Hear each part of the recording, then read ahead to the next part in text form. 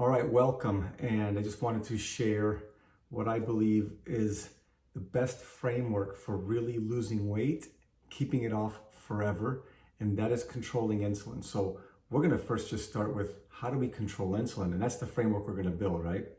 If we can get you to lower your blood sugars, to respond to insulin and the sugars in your body, you're going to lose weight and keep it off for the long haul. So here's a simple framework that I really want you to start understanding and following. And I want you to know that I really did. I struggled with my weight throughout my late teens and 20s. And I remember being a personal trainer because I got so out of shape, and I used to be in shape early in my teens and early on. So when I became a personal trainer, and I'd been doing this for maybe a couple of years at a time, my boss came up to me and was like, hey, you got to lose weight if you're going to be a trainer. You need to be in better shape. And that really hit me hard. And I remember trying to lose weight. I remember trying all these different things, but I just couldn't get that last 15 pounds off, 20 pounds off.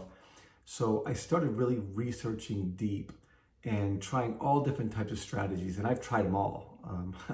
I tried everything you can think of. So one of the things I realized is it's easy to lose weight, but it's hard to keep it off unless you really have the right strategy. And that is what I'm going to teach you today, is controlling your insulin.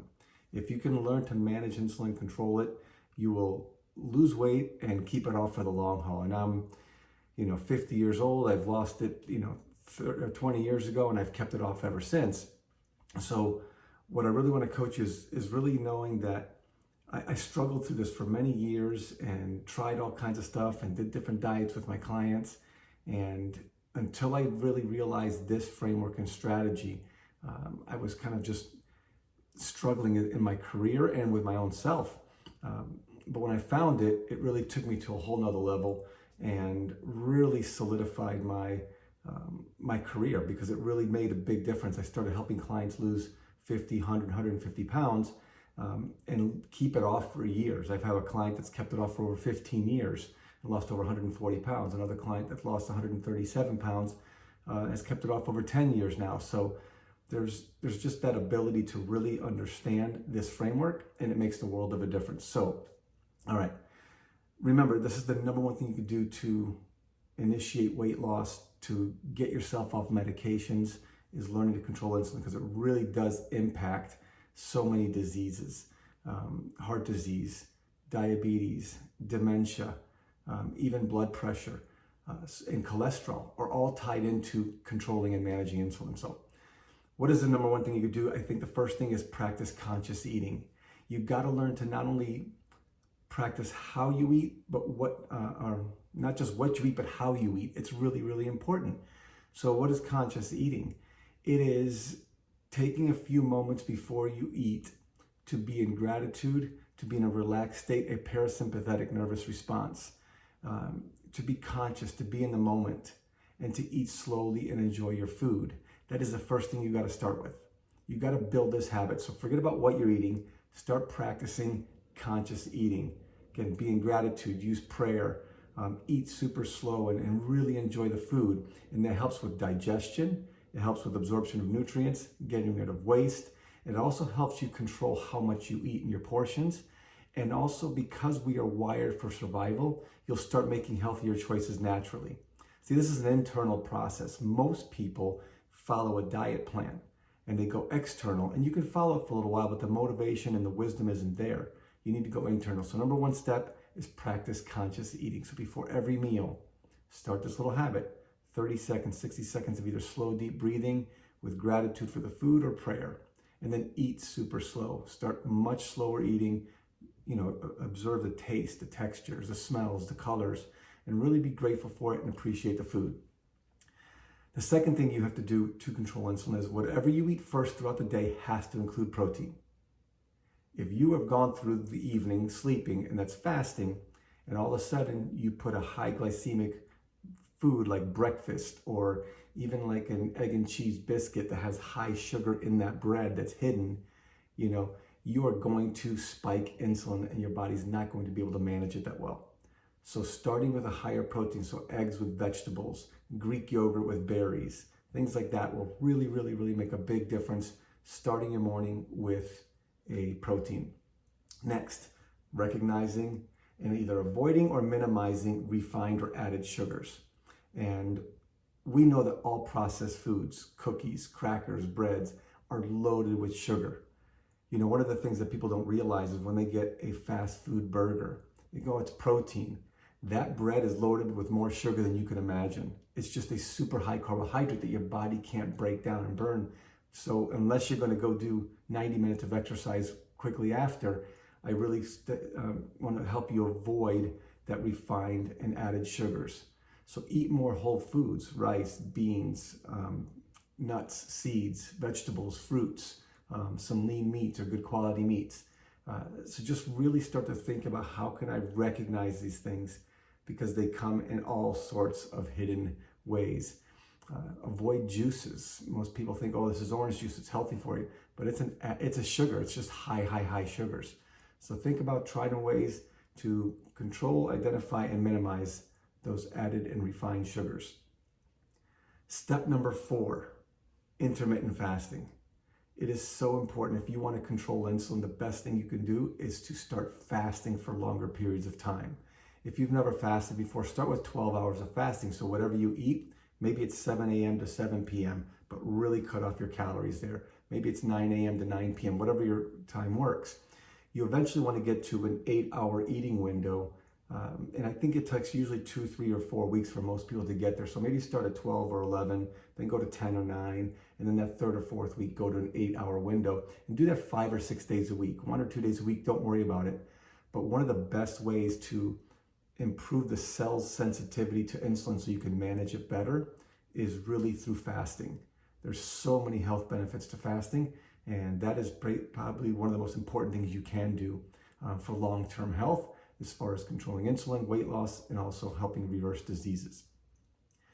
Another way to control insulin, I think number 5, is really key here, is increasing physical activity. You don't have to do hour-and-a-half workouts. You don't have to do long things. You don't have to go to the gym. It's just you need to be physically active. Whether you like to bike ride, if you like to just do some yoga at home, just finding ways to be physically active is extremely important. What I really like to recommend is if you can take a, let's say, a 30-minute walk, a speed walk in the morning before work in a fasted state.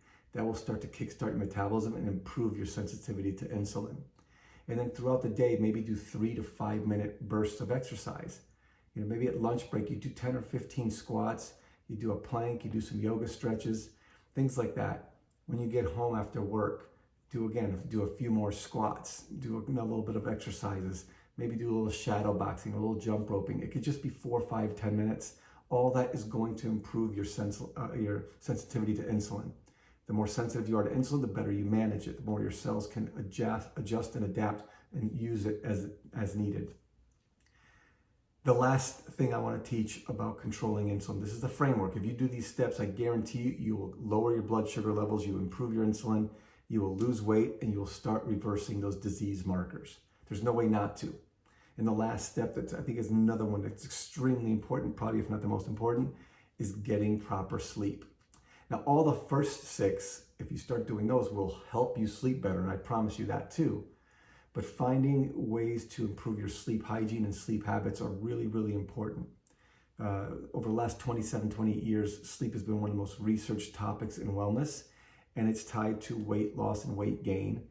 Again, if you don't sleep well, you gain weight. If you sleep better, you can lose weight. Some people that go on diets but don't sleep well can't lose weight. It's tied to dementia. It's tied to depression. It's tied to heart disease. It's tied to blood pressure and cholesterol. So getting proper sleep is so critical for your body's cells to be in a proper state, again, to manage and control insulin, among many other things. So what does that mean? You got to shut the electronics and the TV off an hour before bed. You know, start reading, drinking some chamomile tea, listening to more relaxing music. Start dimming your lights down. Maybe go for a walk. Little things that are going to help you relax and get into that state and ready to sleep. Those things are really important. Maybe use an eye pillow or black out your room. That'll help you get deeper quality sleep as well. There are many apps you can use to help you manage your sleep. I have a few tools. If you want, message me and I can give you some resources on that. But those are the 7 steps. If you follow these steps, I promise you, your blood sugar levels will drop. You'll feel more energized. You'll sleep better. Your disease markers will start to reverse. And again, you will control your insulin, which is the #1 key for long-term, lifetime of weight loss. And that's all you need to do. These 7 things, again, practice conscious eating. Start morning with protein. Your first meal has to have protein in it. Recognize and minimize those hidden sugars in juices, in breads, in crackers, in cookies, and things like that. Start fasting. Start making that window that you eat smaller. You know, if you wake up kind of hungry, but you want to wait a little while, drink some tea. Drink some water with a little bit of lemon and cayenne pepper. Those things will help you to sustain your energy and kind of prolong that craving for food. Start intermittent fasting, as I mentioned. Include physical activity. Just start to be conscious of how much am I moving? Am I getting enough steps? Am I stretching? Am I squatting a little bit throughout the day? I think if you can do a 20 to 30 minute walk in a fasted state in the morning, and if you can do a few exercises throughout the day, 4 minutes twice a day, you're going to be great. And then build from there. Again, from within, same as the conscious eating. Let it come from within. If you're following somebody's workout program, most people will quit over time, right? Most people have done it, they started, and then they don't continue. So again, how many times have you started an exercise program or diet and stopped? I think a lot if you're watching this video, or maybe you just never have.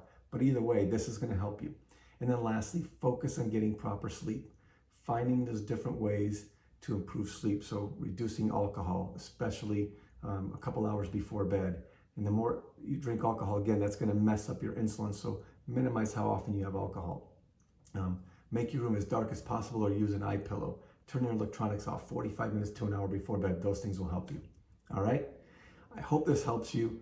Thanks for, finding this video, for getting my information, and let's stay in touch. Reach out if I can help in any way.